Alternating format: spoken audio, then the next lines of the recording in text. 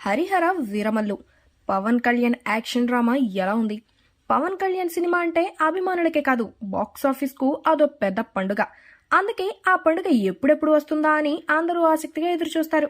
సుదీర్ఘ విరామం తర్వాత పవన్ కళ్యాణ్ కథానాయకుడిగా నటించిన చిత్రం హరిహర వీరమల్లు. పవన్ కెరీర్లో నటిస్తున్న తొలి పీరియాడిక్ మూవీ కావడం, ఏపీ డిప్యూటీ సీఎంగా బాధ్యతలు చేపట్టిన తర్వాత వస్తున్న సినిమా కావడంతో దీనిపై భారీ అంచనాలు ఉన్నాయి.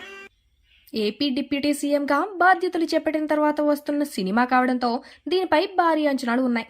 పైగా పవన్ స్వయంగా ప్రచార కార్యక్రమాల్లో పాల్గొనడంతో ఆ అంచనాలు పెరిగాయి. మరి వాటిని వీరమల్లు అందుకున్నాడా? తెరపై ఎలాంటి మ్యాజిక్ చేశారు? ఒక సినిమా కొన్ని నెలలు ఆలస్యమైన అవుట్ డేటెడ్ గా మారిపోయే కాలం ఇది. కథాకథనాలు వర్తమాన పరిస్థితులకి అద్దం పడతాయో లేదో అనే సందేహాలు, భయాలు వ్యక్తం కావడం సహజం.